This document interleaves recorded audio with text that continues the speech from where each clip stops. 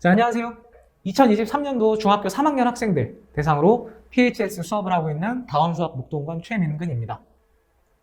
간단히 이제 프로필을 보고 가시면은 학생들도 그리고 학부모님들도 어디에서도 사실 쉽게 찾아보기 힘들 정도의 스펙을 이제 보여주고 있어요.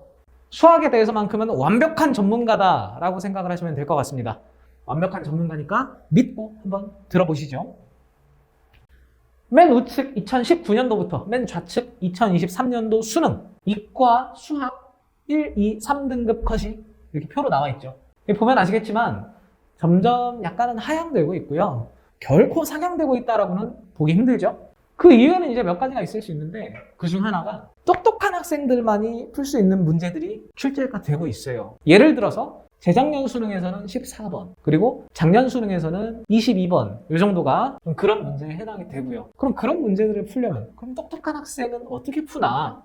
자, 문제를 읽고 분석을 일단 확실히 해야겠죠. 그 다음에 알맞은 개념을 머릿속을 찾아서 머릿속을 뒤적뒤적해서 그 개념을 끄집어내야 합니다. 그리고 나서 적절히 활용해서 풀어야겠죠. 근데 대부분의 학생들 어떻죠?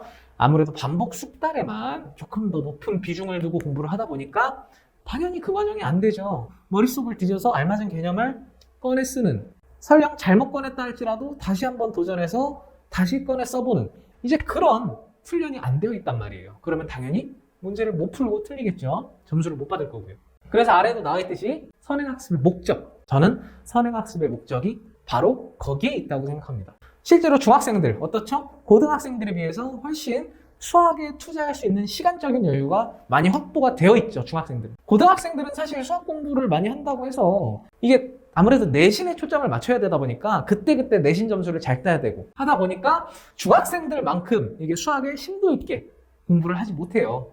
그래서 중학생 때 고등학교 수학 선행을 하려면 저는 목적을 거기에 두고 학생의 수학적인 역량을 넓혀주는 데에 둬야 한다고 생각을 합니다. 단순하게 나는 고1 수학까지 했어, 고2 수학까지 했어, 나는 고3 수학까지 했어, 이런 과정에 목적이 있어서는 안 된다라는 말씀을 드리고 싶어요. 그리고 제반 학생들의 어떤 실력에 대해서 잠깐 언급을 하자면은 제반 학생들이 어제 작년도 수능 이제 1번부터 15번까지 객관식이죠. 이과 수능 1번부터 15번까지를 풀려봤어요. 풀려봤을 때 문제를 다 푼 학생들은 다 이제 한 문제만 틀렸어요. 한 문제씩만. 그게 바로 아까 말씀드렸던 14번. 그래서 재작년 수능 14번 문제죠. 재작년 수능 14번. 이제 그것만 틀렸는데, 그럼 당연히 제가 간단하게 풀이를 해줬고요. 저는 이제 그런 학생들 대상으로 최상위권까지, 한마디로 아까 말씀드렸던 똑똑한 학생들로 만들어주겠다. 이게 제 반 수업의 모토라고 볼 수 있겠습니다.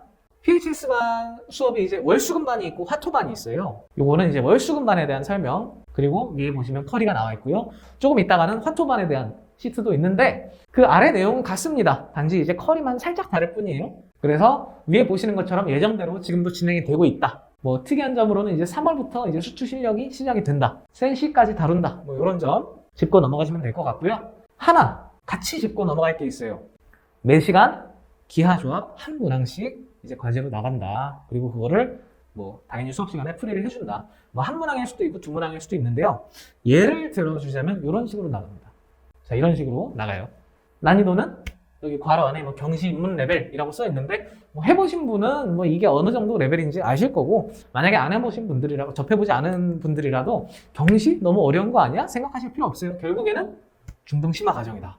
네? 그러니까 학생들 대부분이 손 댈 수 있는 정도의 난이도다 라고 보시면 될 것 같아요. 그럼 이것을 왜 하느냐? 이게 중요하겠죠? 왜 하겠어요? 왜 할까요? 자, 도형 문제는요, 사실 평면 도형은 고등학교 수학에서 그 비중이 매우 낮습니다. 고등 수학에 거의 안 나와요, 평면 도형이. 그럼 언제 배우죠? 우리가 평면 도형을 중학교 1학년 2학기, 중학교 2학년 2학기, 중학교 3학년 2학기, 이렇게 중학교 수학 2학기 파트에 많이 몰려져 있어요, 평면 도형이. 그렇게 되면 어떻게 되겠어요? 보통의 중학생들 이제 중학교 수학 빨리빨리 끝내고 고1 수학 들어가고 고2 수학 들어가고 그냥 고등 수학 선행에 많이 매진하는 편이잖아요. 그렇게 되면은 당연히 평면 도형이 약할 수밖에 없습니다. 왜? 훈련량이 적으니까요. 연습량이 적으니까 약할 수밖에 없죠. 뭐 가끔 가다가 뭐 감각적인 그런 부분이 좀 탁월한 학생들이 있기는 하지만 일반적으로는 평면 도형이 약할 수밖에 없어요. 그럼 무슨 일이 벌어지느냐? 고등 수학 문제에 평면 도형이 섞여서 나오기만 하면은 학생들이 되게 어렵게 받아들여요. 체감 난이도가 굉장히 높아지고, 그러면 결국 그 문제는 사실은 별로 어려운 문제가 아님에도 불구하고 어떻게 돼요? 고난도 문제가 돼버려요. 그럼 굉장히 안타까운 일들이 벌어지고 있습니다.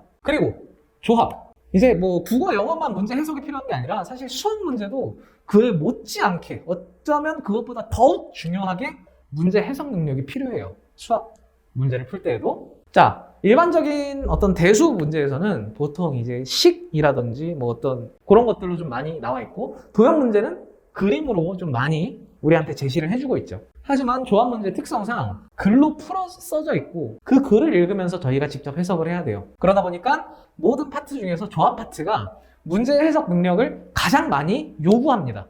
그렇기 때문에 조합 파트를 훈련을 하다 보면은 어떻게 되겠어요? 문제 해석 능력이 발달할 수밖에 없어요.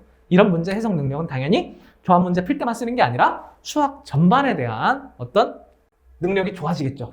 그래서 저는 이러한 과정을 통해서 제 반 학생들을 다른 학생들과는 확실하게 차별화를 시켜주겠다. 이런 목표로 이런 콘텐츠들을 수업에 활용을 하고 있습니다. 자, 다음은 아까 말씀드렸다시피 화토반 커리큘럼이고요. 여기서 한 가지 정도 말씀드릴 거는 지금 이제 3월부터 시작하는 과정이 아니라 이 미적분이 2월달 이제 2월 11일 이때쯤부터 시작을 해서 지금 한 3회 정도 수업이 나갔을 거예요, 진도가.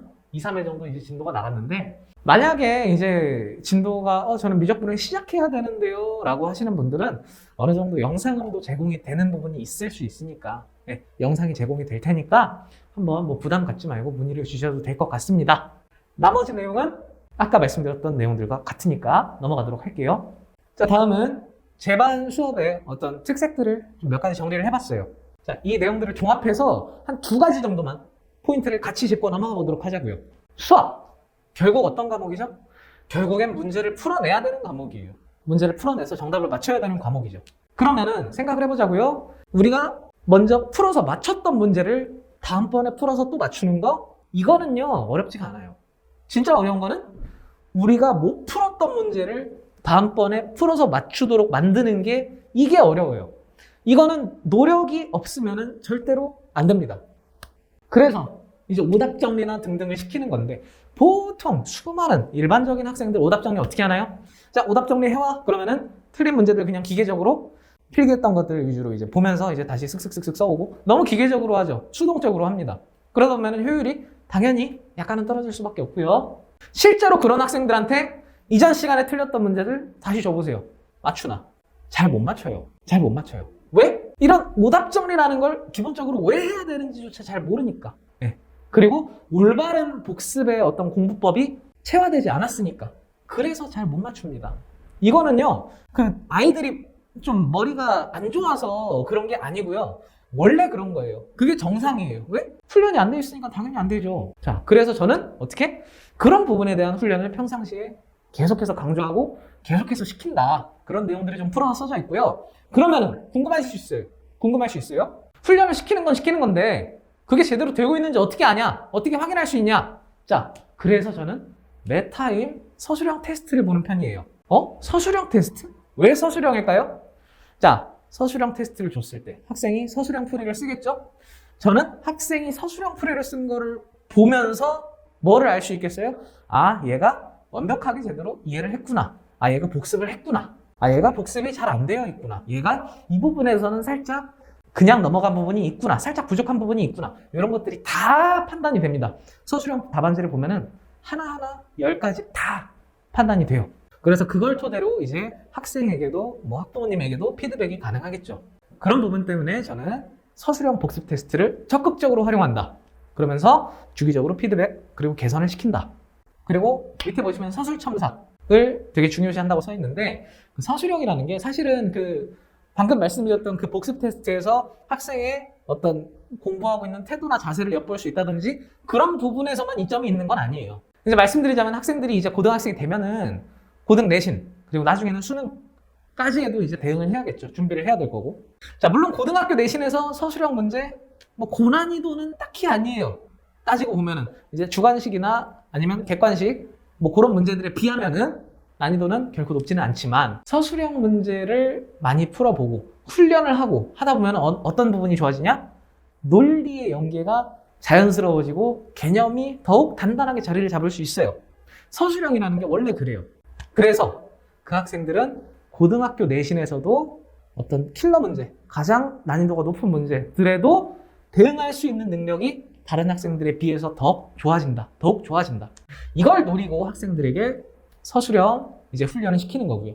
그리고 또 하나, 그렇게 개념들이 완전히 단단하게 자리를 잡고 이제 머릿속에 빼곡히 차면은 그렇게 되면 어떻게 되겠어요? 그렇지 않은 학생들에 비해서 당연히 수능에서도 훨씬 더 유리하겠죠. 반복 숙달을 통해서 암기식으로 수학에 접근한 학생들보다 철저하게 개념에 입각해서 수학 공부를 한 학생들이 당연히 수능에도 도움이 될 겁니다. 뭐 뿐만 아니라 뭐 논술이라든지 이런 부분에서 당연히 도움이 될 거고요.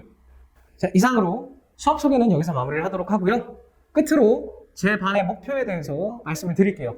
제 반은 오랫동안 계속 공부를 해서 10월 말 그리고 11월 초 이때쯤 학교 내신이 끝나고 나서 총정리 테스트를 볼 겁니다.